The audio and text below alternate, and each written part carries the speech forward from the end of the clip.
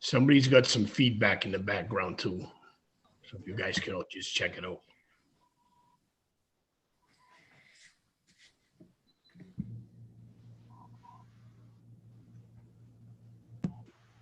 Do you hear it still, Councilman? Yeah. Okay, it can't be come from me because I just lowered what I had. Okay, we may begin.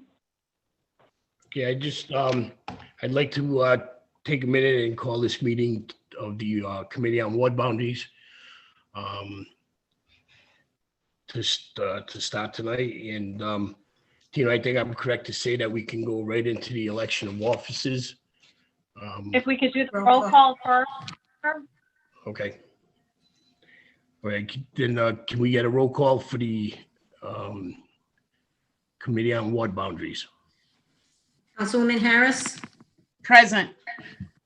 Councilman Narducci, Here. Councilor Miller, Present. Jessica Signa, Present. and Nicholas Freeman. Present. We have 5 present. We have a quorum. Okay, thank you. Councilman, can we just acknowledge that Deputy City Solicitor Ken Cheverini is present? And if he could state the legality of this meeting on the record, please.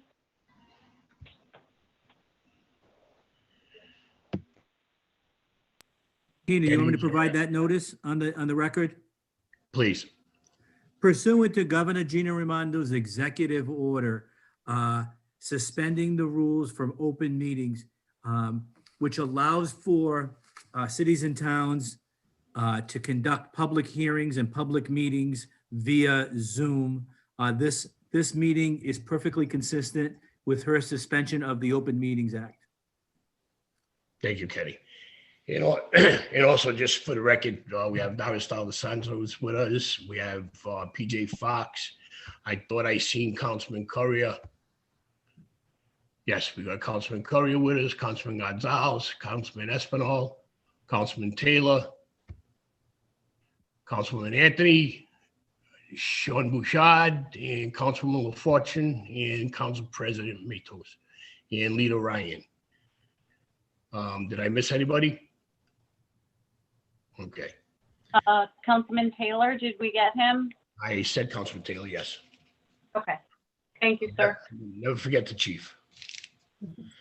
With that being said, then I guess we can just go into the elections of officers.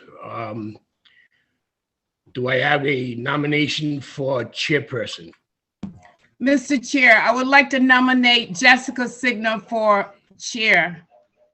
I'd like to second that nomination, Mr. Chair. We have a nomination and a seconded for Jessica. Hang on one second. Let me just go back this way. Do we have any other nominations? Do we have any other nominations? Do we have any other nominations? Hearing none, I ask the clerk to cast one ballot for Jessica Signa as the chairperson of the Ward Boundary Committee. Congratulations, Jessica. Congratulations. Thank you all. And now we can move on to the election of vice chairperson. Do I have any nominations for the vice chairperson? And Excuse me. Go ahead. Madam Clerk, I thought at this point the chair takes over the meeting. Yes, that is correct. The chairperson should now be asking for election of vice chair. Okay, I was going to make her job easy for the first time. No. I don't think that's how it works. So Thank you, Councilman. then with that being said, I'd like to turn the meeting over to Chairperson Signa. Yes. It's all yours. Yeah. Thank you. Thank you all for this honor. I'm humbled to serve you all. Thank you to my fellow committee members for electing me. Thank you to Council President for nominating me to this committee, and I'm very much looking forward with working with you all. That said, let's move on, Clerk, to the, Madam Clerk, to the election of the vice chairperson. Do I have any nominations for the nomination of the vice chairperson for the Ward Boundary Committee? I'd like to nominate Councilman Nicholas J. Narducci Jr.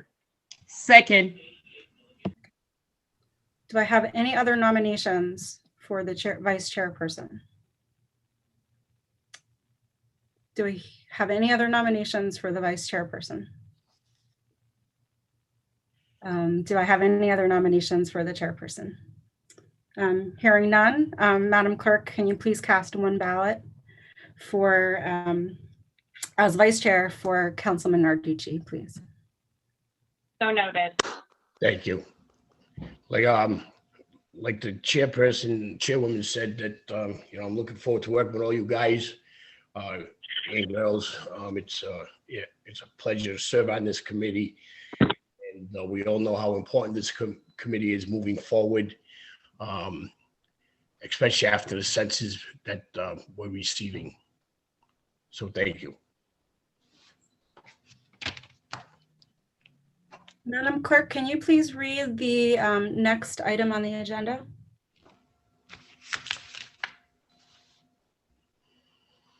Donna, you're muted. Sorry about that. Number 2 is discussion relative to ward boundaries. The following has been invited. John Marion, Executive Director, Common Cause. I'd like to give the floor to John Marion. Thank you, John. Thank you, and congratulations, Chairwoman, Vice Chairman. Thank you for having me tonight. So what I was hoping to do and what I was asked to do and hope to accomplish is to just give a really broad overview of what redistricting and reapportionment are, knowing that it's been a decade since the city undertook this, and there might be varying levels of knowledge and understanding of the process. So I apologize in advance for those of you who have an advanced understanding of this. But if it's okay with the clerk, can I share my screen and show my slides? Yes. Let me.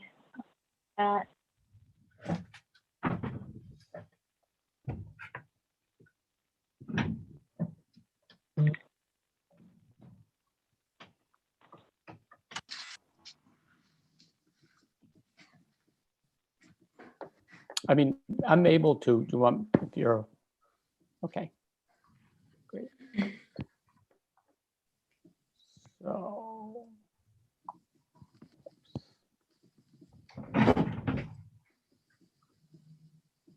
Everybody good? Everybody can see that?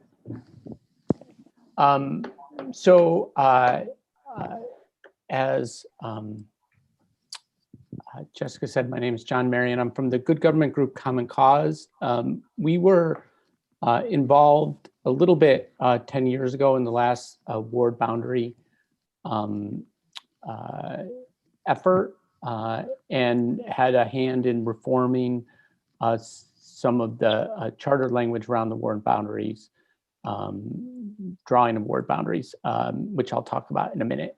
But again, I just want to kind of do a little primer here. Give you some basic concepts. There's a lot of specialized terminology when it comes to this process. Talk a little bit about some of the unique things about Rhode Island when it comes to redistricting. Get you acquainted with the key term of gerrymandering and why you're going to want to avoid doing that in most instances. Talk a little bit about the timeline, which is incredibly important, but a little vague at this point. And then finally end talking about public engagement, which I think is going to be a huge part of what you end up doing as a committee. And I should start by saying, you're starting this process very early. To the best of my knowledge, this is the first community in the state that has started the process. So I'm glad you're starting early, because I think the earlier you get started, the better job you'll be able to do. And finish with some questions if I'm able to answer them. So since most people here are members of the council, you're intimately familiar with this map, right? This is the work product of the last ward boundary committee that passed this. I think it was March 27th, 2012. And you know, per the charter, have to draw these 15 wards.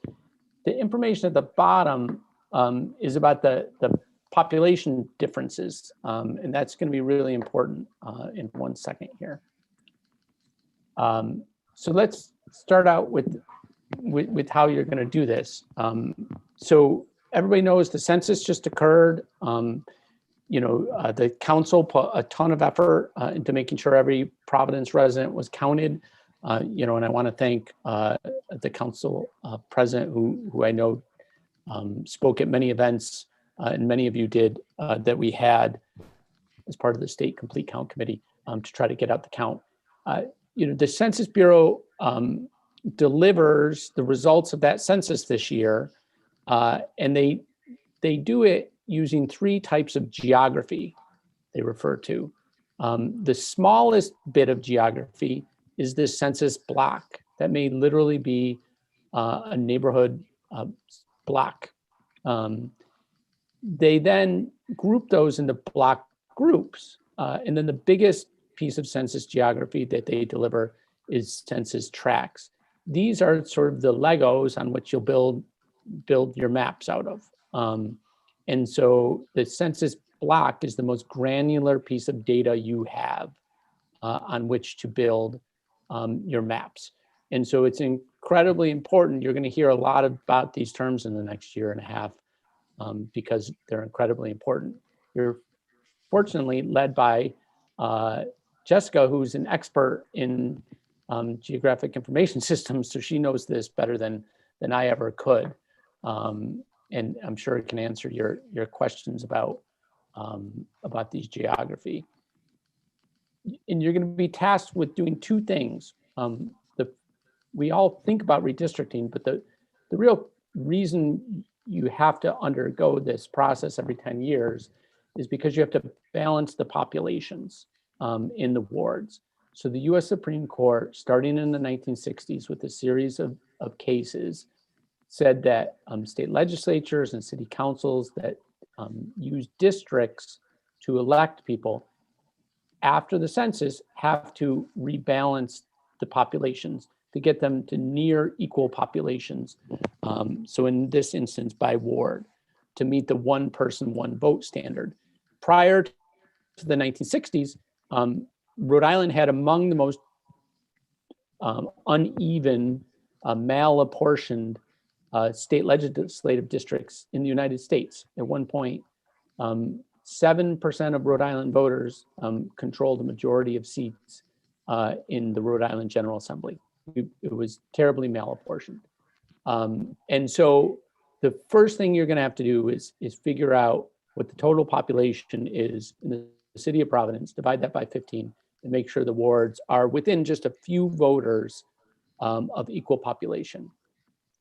Then you do the far harder thing, which is you're going to draw the boundaries around those populations. And you're going to have to consider a lot of things when you draw those boundaries. And that's what makes this a tricky process.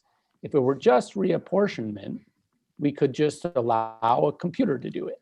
But humans come in because you have to make choices as part of redistricting. The next term I just want to introduce, the one you've heard a lot of, is about gerrymandering. So that's Elbridge Gerry. So if people are familiar with the Gerry House at Rhode Island Hospital, that's his family. He was the governor of Massachusetts. That's the North Shore of Massachusetts in that 19th century political cartoon. And he managed to get a district that sort of was manipulated through redistricting to help his political purposes. And for the rest of history, sort of manipulating districts for political purposes bears his family's name. His family still lives up in the North Shore, and is politically active up there. There are two ways that districts are typically manipulated. The first, well, you can see them. One way is by race, and another is by party. So if you're gerrymandering by race, you might be trying to disadvantage voters of a particular race. If you're gerrymandering by party, you might be trying to disadvantage or help voters of a particular political party. The examples there aren't cities, they're state legislative maps. So there are sort of notorious racial gerrymanders in North Carolina where congressional districts were drawn. And in Pennsylvania, it advantaged Republicans. In Maryland, it advantaged Democrats. So both political parties engage in partisan gerrymandering. And the way gerrymandering occurs is through the idea that you can stuff people into a district. That's called packing. Or you can crack people. You can evenly divide them into small groups into districts, which is called cracking. So here's a very simple example of that. So if you think of this as partisan gerrymandering, and the blues as Democrats and the reds as Republicans, you could conceivably draw a set of maps where even though the Democrats control only, or 60% of the voters, they control 100% of the districts. Or you could even draw maps where even though the Democrats control a majority of the votes, or are a majority of the voters, they don't control any of the districts. And this is a really simplistic example. When you have 180,000 people and you can redistrict by a census block, there are endless sort of permutations of how to do this. You could also imagine that the red and the blue don't represent party, but they represent race. We know race and party in the United States correlate very highly, but not always. But we have seen racial gerrymanders that have been drawn to disadvantage racial minority groups historically. And so, if you think of the red voters here as African Americans, there are plenty of examples in American history of racial gerrymanders, like the middle example, where African Americans were denied the opportunity to elect a candidate of their choosing because of the way the votes or the boundaries were drawn. So we're going to try to avoid these things. I'm going to ask you to avoid these things. And this is what it looks like on a map, right? So this is Travis County, Texas. If you look at the middle of that map, that's the middle of the city. And this was done to dilute the votes of the center city. So what they did is they created a bunch of districts that essentially grabbed a little bit of the city center and a lot of the suburbs. And so there was no state legislator in this instance who represented the interests of the city center. There was nobody that the residents of the city center could call when something happened and hope that they were going to speak for them in the state legislature when the majority of the population for most of those districts was suburban or even rural. So that's an example of cracking a population. So they cracked the Senni's city center. So the next thing I want to talk a little bit about is the timeline.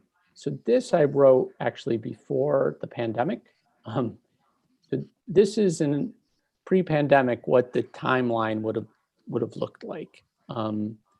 The census day was April 1st, 2020. That's what it asked you on the census form, who lives in your household on April 1st, 2020. The Census Bureau was supposed to deliver the first results to President Trump on December 31st. But they're still processing the data. And so they did not meet that statutory deadline, even though Congress hasn't changed the statutory deadline. They just didn't meet it. The next deadline was in the December 31st deadline was supposed to just tell us every state how many total people there were in the state, and therefore the formula is applied to say how many congressional districts each state gets. And as everybody knows, Rhode Island is likely to lose one of our two for the first time. Then the actual data set that is granular enough, that contains the census block data, which you need to draw these districts, was supposed to be delivered by March 31st. Again, they're not going to meet that deadline. The Census Bureau hasn't said when they're going to be able to deliver these. There is at least one bill in Congress that would push these deadlines out. If that bill were to pass, for instance, you wouldn't get the PL 94 file, which is the important file for drawing the districts, until July 31st at the soonest. So, so you're not going to see any data for probably at least 6 months that you can functionally use to draw districts. If past cycles hold, what we've seen in Rhode Island is that the General Assembly creates a commission similar to this, a mix of public members and members of the Assembly, sometime this session.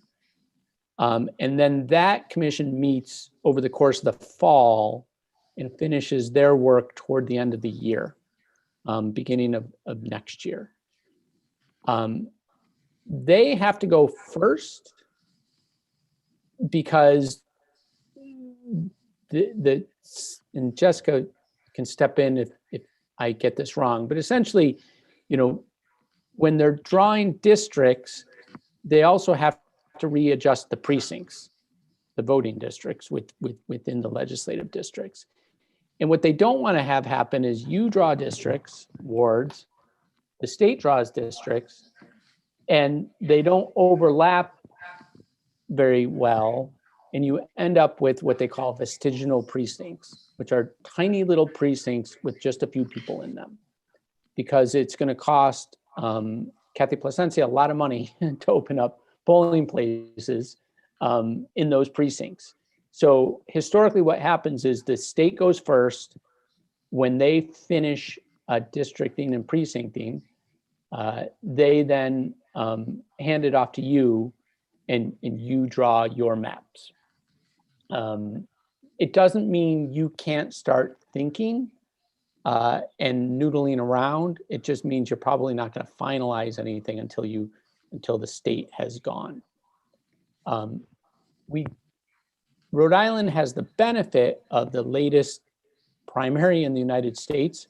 So many states are going to be in a real tough position because the census is late. You know, Virginia has elections this year. New Jersey has elections this year. There's going to be a lot of problems. Rhode Island having our primary in September 2020 means this whole process doesn't really have to be completed until the filing deadline in 2022. So you're not under the gun the way almost every other state is in a worse position than Rhode Island. That doesn't mean, you know, it's going to be easy though, because you have a compressed time frame. If the state takes a little too long, you're going to have a very compressed time frame in which to complete your work. So last time, as I said, the wards were adopted by the council on March 27th. So you really only had 2 or 3 months in which to do your work, because the General Assembly, I don't think they completed they didn't adopt their bill until February. So it was done in a compressed time frame last time. So hopefully the state won't leave you hanging. So the state, as I said, does something very similar to what you're doing, sort of a mix of electeds and appointed residents. So last time, there was a lot of controversy. So some of you were on the council. There was, I believe, a 3-person committee of just counselors who did the ward redistricting. And there were some controversial changes, particularly with respect to the I-195 land. And there was a lot of members of the community who were very, very upset about how the process went down. And so myself, along with then Councilman Zurier, and a member of my board at the time, who's now the general treasurer, Seth Magaziner, drafted some language for a charter amendment. And it happened to be that the Charter Review Commission was also meeting at the same time. And we proposed changes to section 204 of the charter that you're looking at some of those changes. So your process is a little different than the process was 10 years ago. Because now in the charter, you're required to have at least 4 public meetings, and you're required to wait at least 72 hours after you've given public notice of your final vote on your recommendations to the full council. You have to include a written description of why you drew the boundaries the way you did. There was a feeling 10 years ago that not everybody was being fully forthcoming about their motivations for drawing the wards the way they did. So we wanted it to be in writing. The full council, when they receive your recommendations, then has to have 2 public hearings, has to have 2 votes, 72 hours between them. And we went with a supermajority. So more than 2/3 or more have to approve. And the idea is to get consensus, right? So you don't have a minority of the council feeling that they're on the losing end of the process. We also put a number of criteria. So as I said, like reapportionment is math. Redistricting is more art than it is science. And that's because there are different ways, different values you can apply when drawing maps. You have to do equal population.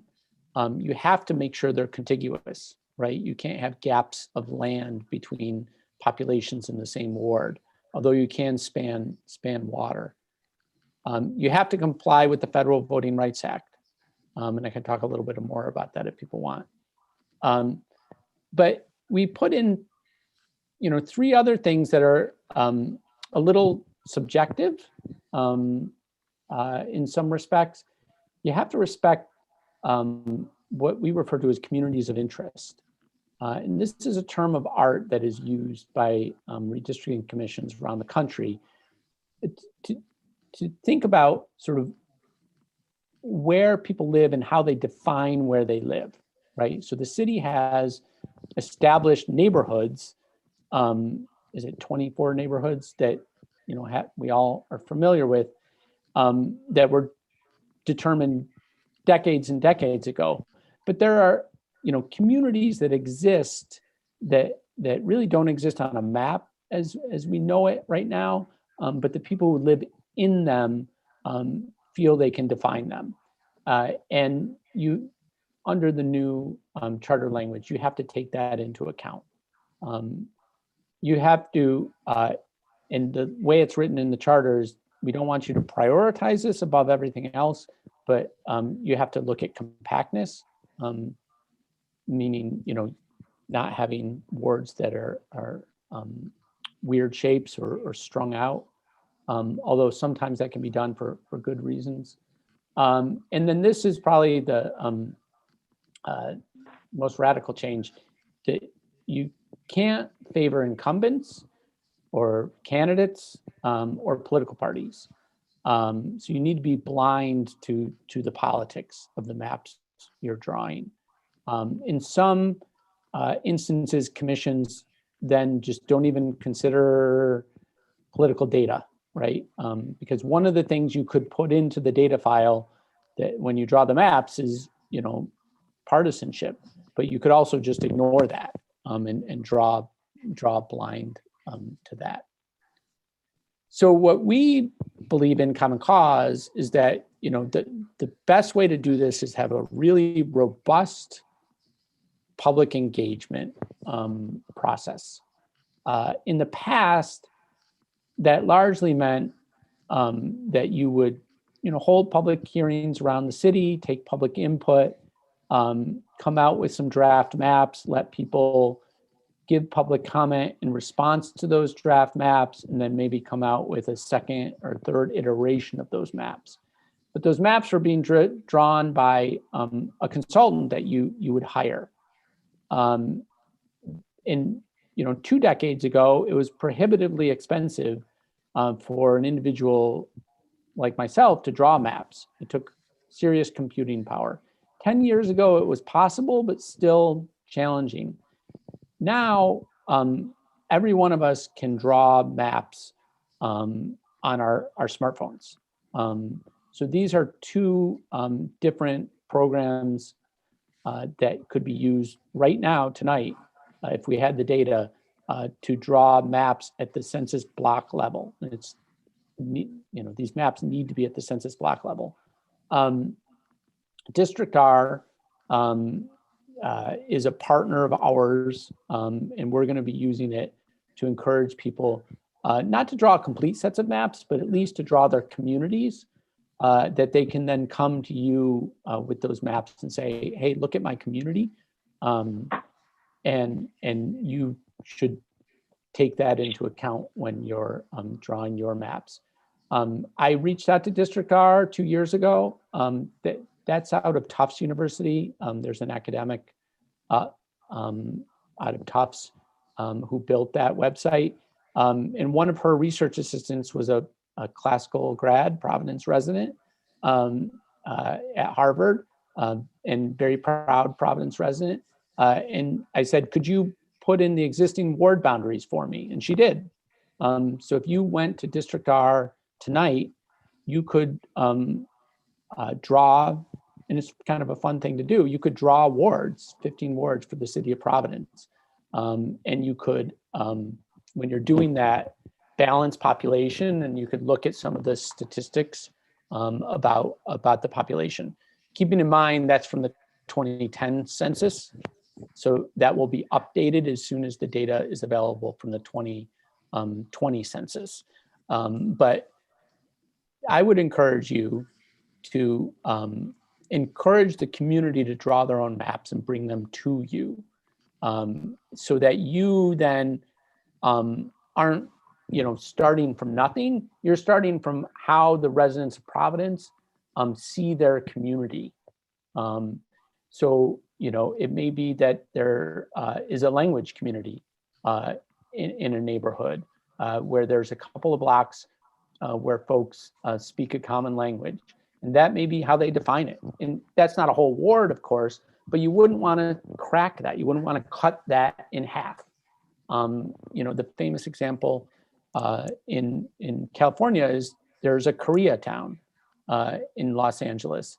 And in the 2000 census, Koreatown was split in half to serve somebody's political purposes. And in 2010, after they instituted a new redistricting process with the independent commission that was required to consider communities of interest, they kept Koreatown as a whole. And not all communities of interest are going to be that easy to define, like a Koreatown or a Chinatown or Little Italy. But I think you'll be surprised when you ask the city residents, to define their communities, how it'll look. So thank you. Happy to answer questions. I can end my little show there. Thank you, John. Of course. I will like to ask my fellow committee members if they have any questions. I see that committee member Freeman has a question. Nick? Thank you so much, Madam Chairwoman. And John, great to see you. Thanks so much for that presentation. I really appreciated it. Of course. My first question is just to go back to some of the info on the census and how it's looking like it's going to be pretty delayed. I really appreciate you bringing us that update on potentially not getting things until July. I was curious if you could talk a little bit about some of the other possible issues with the data. I know there have been some concerns about Spanish language residents potentially having a low response rate this time around, that the COVID pandemic timing could affect college student responses. I was curious if you could give us any indication about where that kind of stuff may be, or if there's any others. Yeah, so we don't know a lot. We're kind of getting little bits of information out of the Census Bureau. They do some technical updates that they have to report on, and what they're doing now is they're cleaning up the data, right? So Census, they stopped taking people's answers in mid-October, but it's this huge data set, and so they need to reconcile pieces of the data.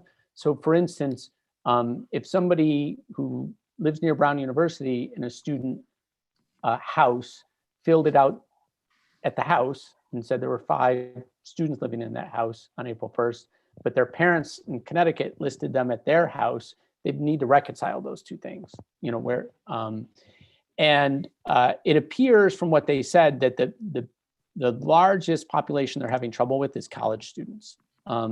And that's because the pandemic lockdown occurred right near Census Day, right? So they sent the students home the 3rd week in March, and Census Day is April 1st. And unfortunately, we have a huge college population in the city. And so it remains to be seen what that does to the city's population. You know, you're going to be dealt the hand, you know, you're gonna have to play the hand you're dealt. Like you can't take the data and make any changes to it. I mean, theoretically you could, but you know, technically we can't. And so, you know, we're hoping that now that there's a change in administration, they're going to give the Bureau more time to process the data. So the prior administration was trying to rush the data out because they had ordered the Census Bureau to put in the data file indicator of which households contain non-citizens. And even though they didn't ask that question on the census Bureau was directed by the Trump administration to use other federal data sets and state data sets to try to use those administrative records to backfill that information. And one of the first orders that President Biden issued last week was to stop that. So you're going to get a data file that doesn't contain citizenship data. Does that answer your question? But the timeline is still in flux.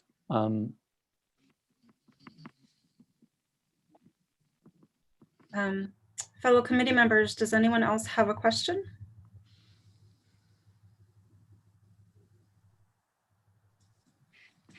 Oh, I see 2 hands are being raised. Councilwoman Miller, please.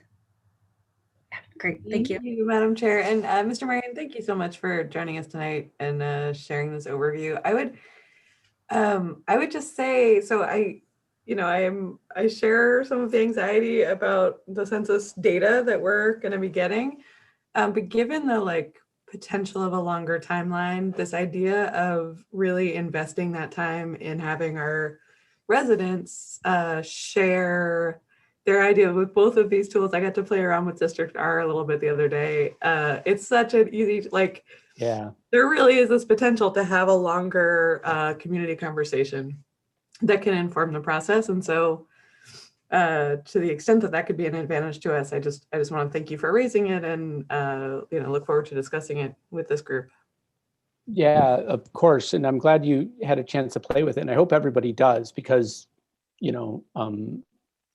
as people who are familiar with the existing wards, it's just kind of a fun, it's very, very easy tool. One thing I should have mentioned is, one thing we would recommend when you produce your maps, your drafts, that you release the underlying data file, so that District R actually lets people upload a file and then make changes to it. So what you could do is you could come out with a draft, and you could say, we want your input on the draft, and here's the data file. And people could upload the file, play with it for a couple of days, make a change here, make a change there, and bring it back to you as a new set of maps and a new data file. And you might find that they, moved a line here, moved a line there in a way that makes sense and you want to adopt.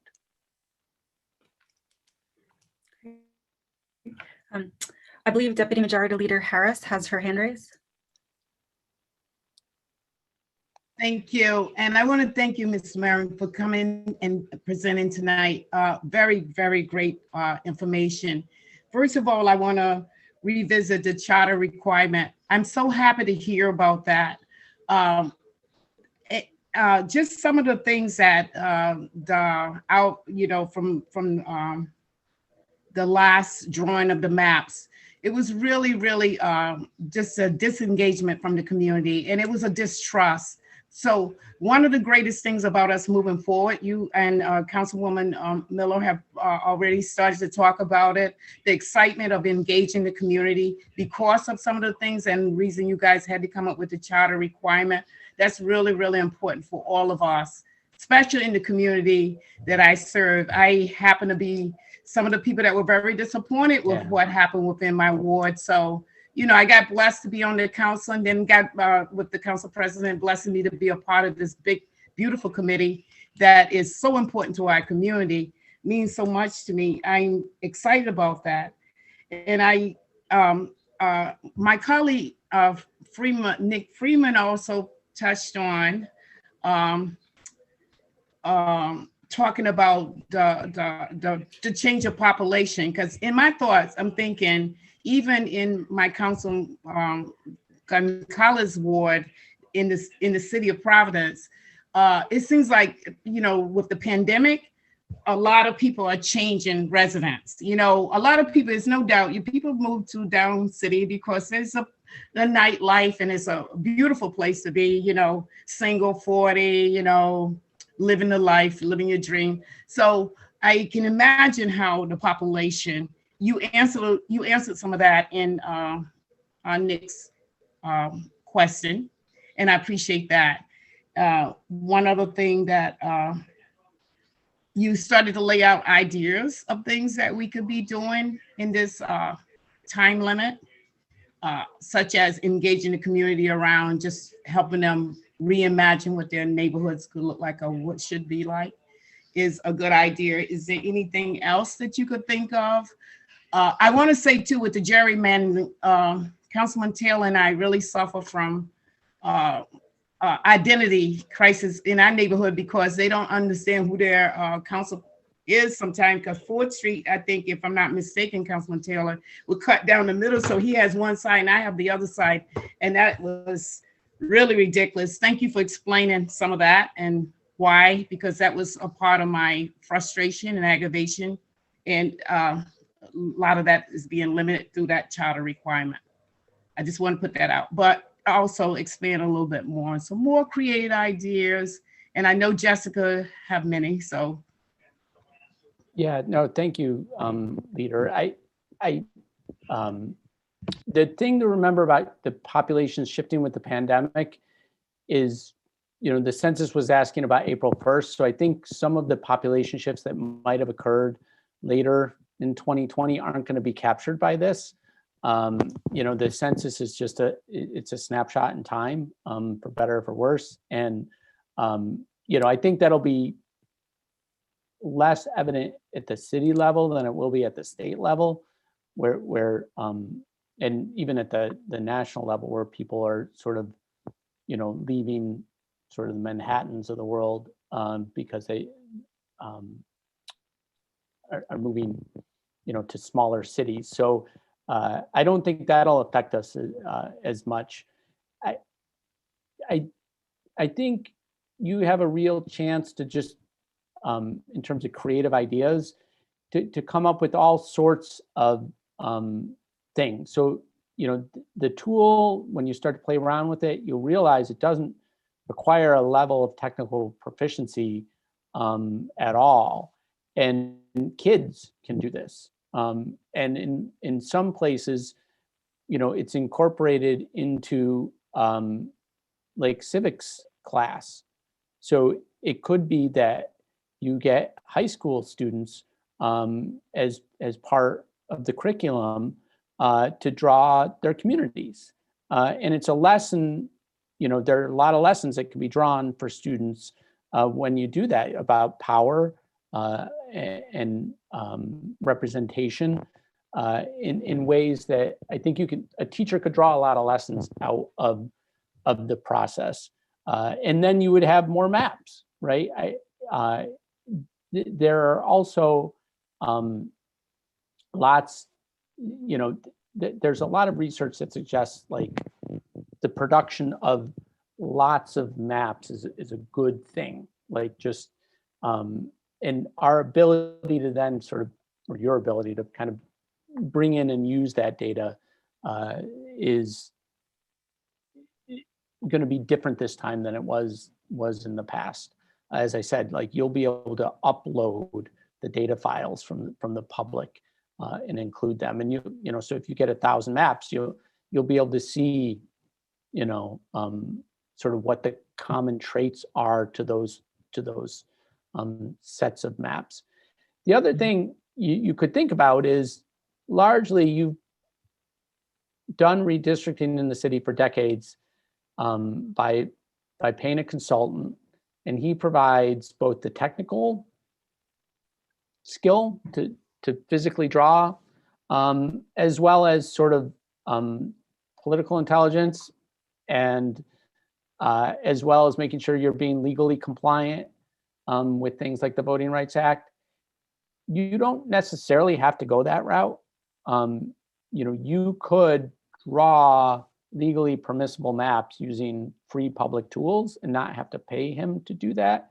You're still, though, going to need some technical advice and some legal advice to make sure you're Voting Rights Act compliant, for instance, as well as, there's certain types of analyses that you do. As I said, like race and partisanship are highly correlated.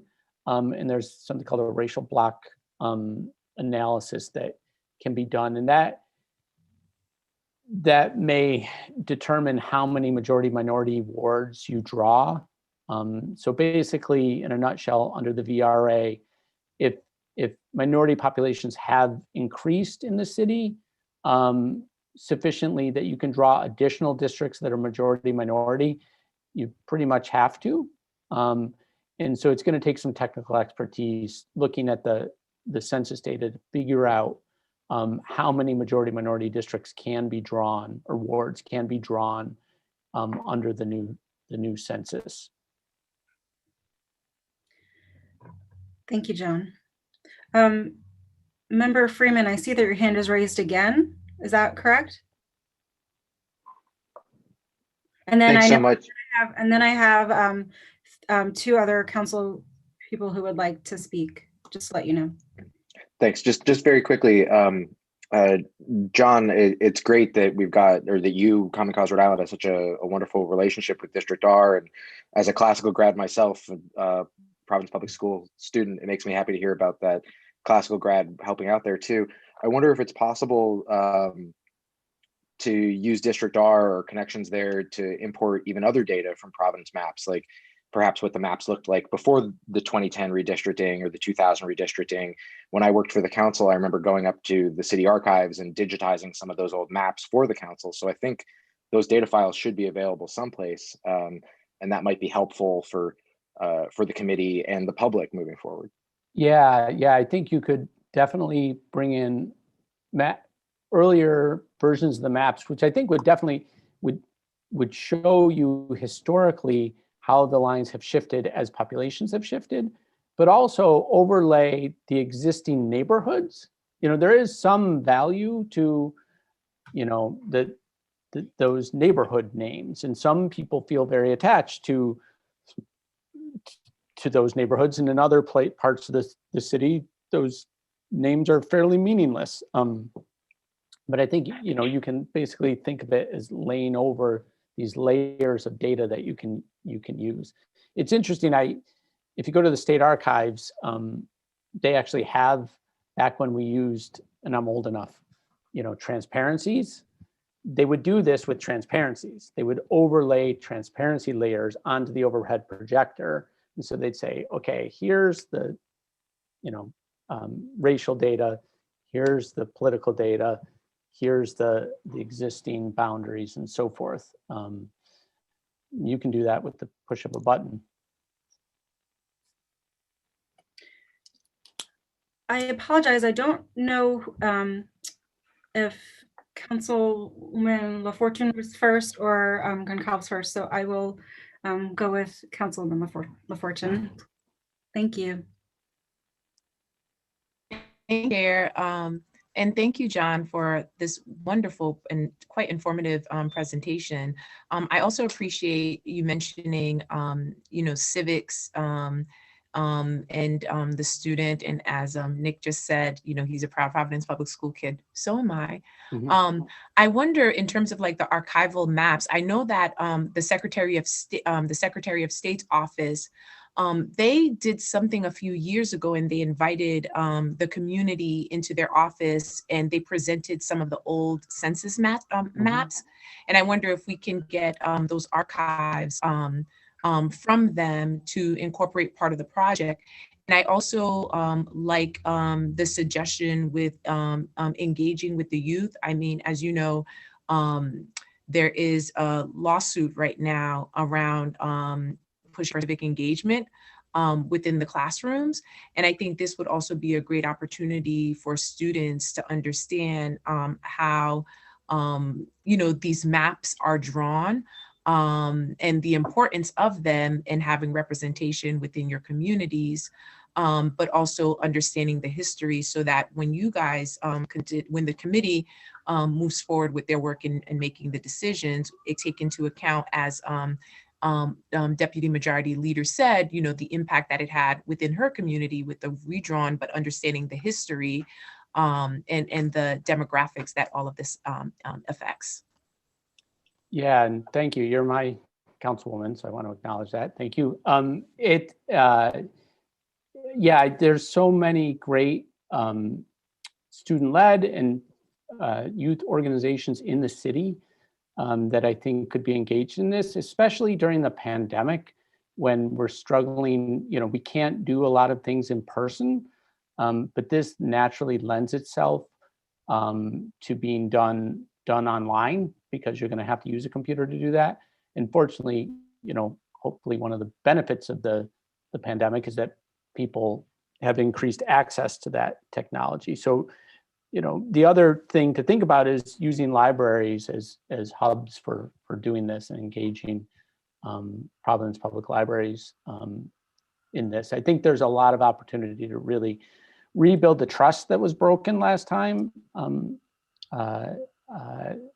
by engaging the residents of the city.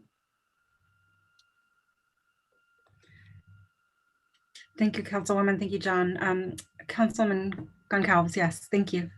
Thank you, Chairwoman Signa. Thank you so much, John and Common Cause, for your presentation tonight. I have a few questions, Mr. Marion. So during the public process, how do we ensure that we're not giving more deference to vocal neighborhood associations who can sometimes be small groups that don't necessarily reflect the greater diversity of the neighborhood? And as you know, neighborhood associations tend to be older, more retired folks, and in some cases monolithic, which can in itself be challenging for equity purposes. As an educator, I love the student engagement ideas, for example. I'm sure there's going to be a lot of future thought put into this, but what suggestions do you have on how we can reach out to other groups that aren't normally engaged in the process? Yeah, that's a great question. I'm going to make a book recommendation. There's a book called Neighborhood Defenders, and one of the authors spoke a couple of months ago at a symposium by the Providence Preservation Society, and it quantifies your observation that people who show up at public meetings aren't representative. It has to do with land use issues, but it was the first study I'd ever seen that says, listen, the people who show up at public meetings are not representative of communities as a whole. And that's not to, I've been an on and off member of the Summit Neighborhood Association, and it's been good for the neighborhood. It gets people involved in local issues. So it's not to diss them completely by any means, but yeah, I think it's by being proactive, like not holding a public hearing and seeing who shows up. It's going out and soliciting people to attend. And then it's getting outside the confines of the public meeting or hearing. Not everything has to happen with all five of you, who are on this committee. You can be ambassadors and individually go out and talk to people and encourage them to participate and draw maps. And all the ideas that have surfaced tonight about schools and community groups and libraries and so forth. But many of you have great online newsletters that you send out to your constituents, including this, and encouraging people through your communication channels to participate. And just, I think being very sensitive to make sure you put on your equity lens when you're taking the input, and you think about who in your wards aren't showing up and proactively reaching out to them. And they might not have a group who represents their interests. It may just be individuals you have to sort of one-on-one engage. Great, absolutely. And on the back end, I'm just excited to hear more about this, but I'm sure there's a lot of sophisticated data to do this. But do you have a sense of how the census reconciles data that wasn't collected, so it's more of an accurate view of our population and demographics? So I'm not a demographer, and it's very, very complicated because it's like the world's biggest data set, but they can essentially, in some instances, extrapolate like who they missed, but they can't like make people up, so to speak, but they can figure out who's sort of missing from a household that they might know from some other source. It's not, I will admit, it's not the most transparent how they do it on the back end, but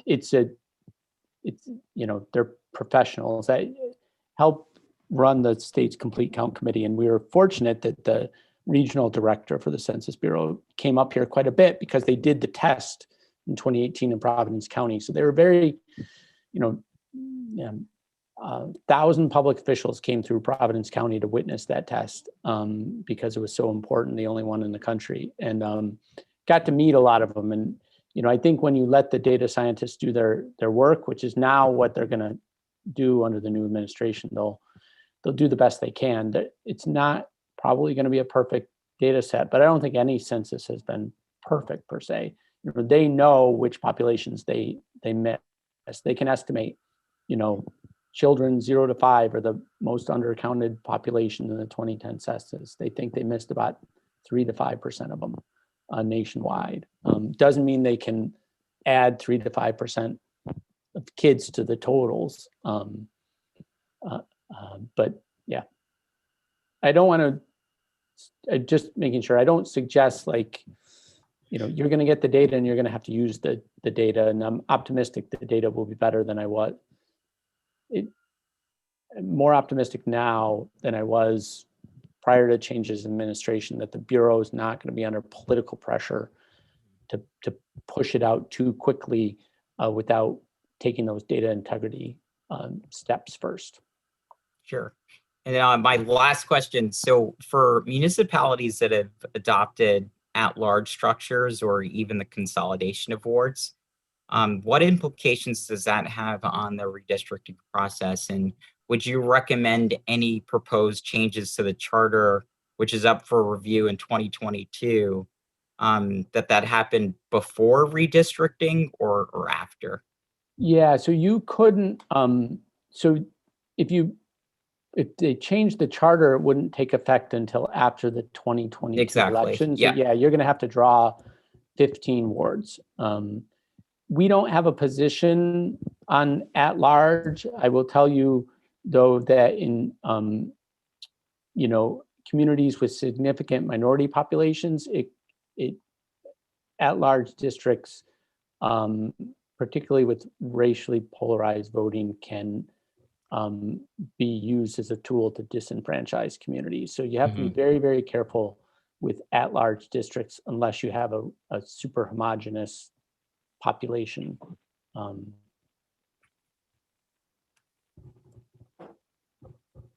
Madam President, I see that you have your hand raised. Thank you, Jessica.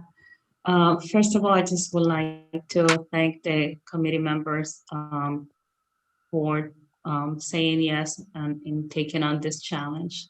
I appreciate each one of you, the council members and the community members that said yes, willing to make sure that this is a process that the community can trust and they can feel comfortable that we are here working for them and trying to make the best decision for them. Thank you, John Maria, for your presentation. Truly appreciate your coming and doing this presentation for us. And we're gonna be reaching out to you throughout this process for your knowledge, as well as other members of the community. When you were talking about the census, just recently I learned, I didn't realize that the census falls under the Commerce Secretary. And now, hopefully, soon we're gonna have a new Commerce Secretary that knows Rhode Island very well. So I'm looking forward to having the Governor Raimondo paying attention to the importance of the census and making sure that it's a fair process. I just wanted to share that with all of you. Thank you.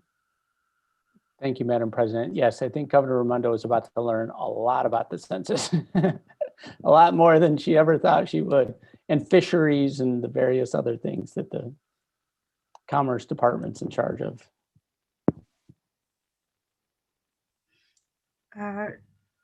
I don't see any other council. Councilman Goncalves, your hand is still raised. Do you have another question? No. Okay. Oh, great. thank you. John, you do? John, I actually do have a question for you. Going back to this specifics of the census, I wanted to talk a little bit about, you made mention of geography at the very beginning of your presentation. And I wanted to talk a little bit about the fact that blocks are the foundation of building wards and political or reapportionment boundaries. And I know that in some cases, it's not written in law, but that typically we don't cut blocks in half because that is the counting unit that we start with. But I know in Rhode Island that some communities, in fact, do split blocks in half. And so I was just wondering if you know anything about the legality of that, or if you could give us a little bit more information about how we might deal with that when we're working with this. That's a great question. I don't know, but I'm going to try to find out. And there's an issue I didn't raise that might be implicated here, which is, so the Census Bureau has to maintain the anonymity of results, right? So I can't be tied to like my response. And they instituted a new process for anonymizing the data this time that's been somewhat controversial, called differential privacy. And essentially, I'm going to not do it justice trying to describe it, but they are kind of scrambling people up a little bit in the data because what they found is you could use commercial databases to unanonymize the data. So you could use like the VAN or political databases and sort of take the census blocks that are small enough and figure out, okay, in that block, who lives in these houses and how did they respond to the census. So they want to avoid that. And so they instituted differential privacy, and that might affect splitting the blocks, is what I'm thinking. And might make splitting blocks even more problematic than it was before. Because what they might be doing is within the blocks be sort of reassigning people to households to keep them private. And then if you're splitting the block, you put the person in the wrong place. So I will try to get, I'll try to get an answer. I'll send you a written answer to the committee if I can get one. Thank you for that. Of course. John, thank you very much for your time this evening. This has been very helpful.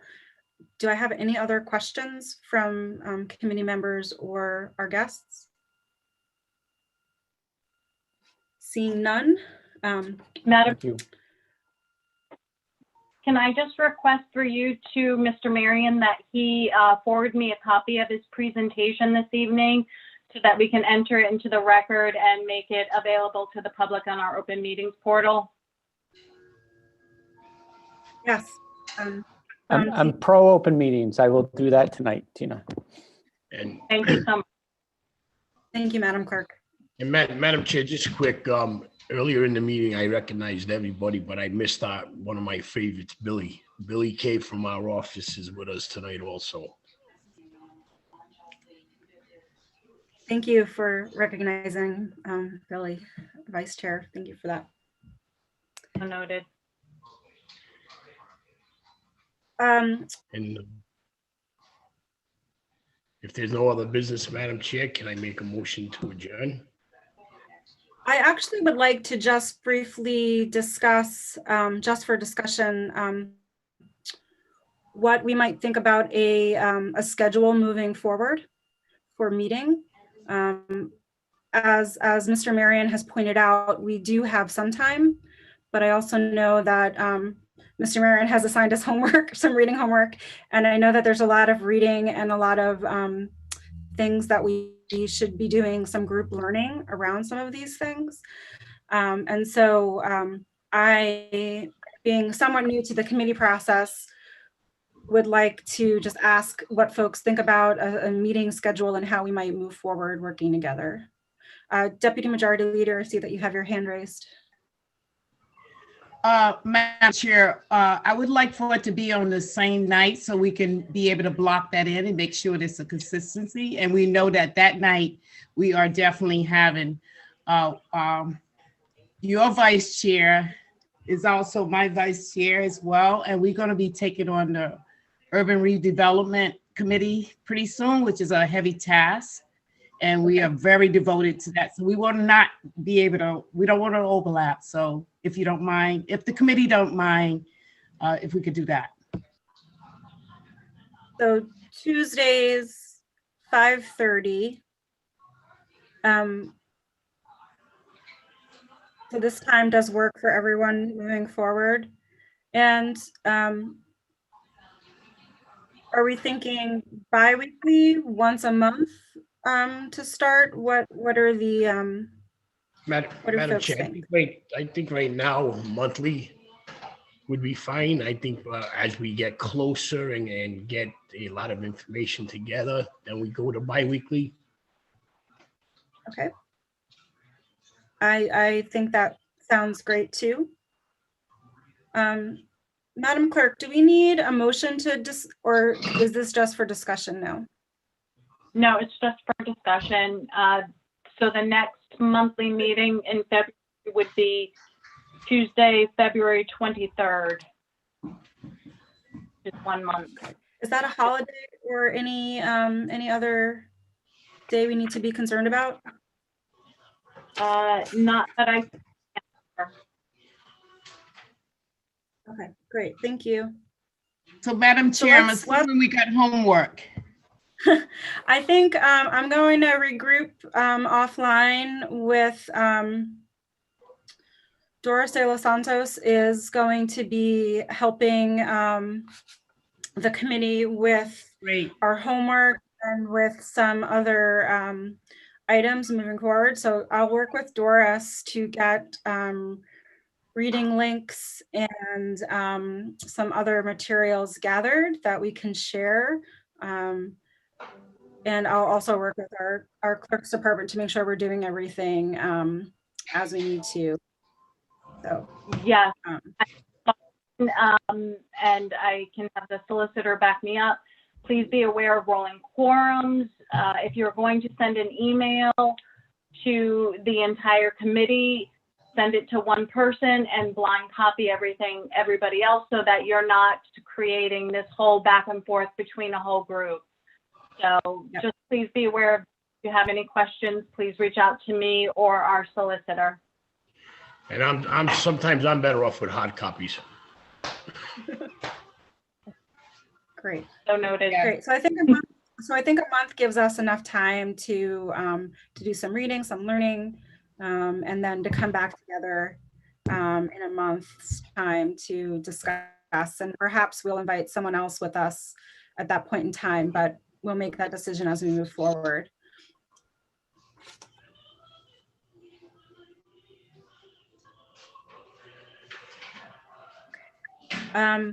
So I hear no other business. Is that correct? There's a motion. Motion to adjourn. Second. Second. Before we close, I just want to thank the clerk staff and all the council staff and the solicitor's office for being here and helping making this possible. Thank you. Okay. Great. Great. All right. All in favor of ending our first ward boundaries committee meeting? Aye. Aye. Hearing nothing else, Hey, talk soon. the ayes have it. Thank you all very much. Thank you. Good night. Thank you. Thanks, everyone. Thank you. Thank you Look all. forward to working together. Thank you. Thanks. Thank you. Good night. Night.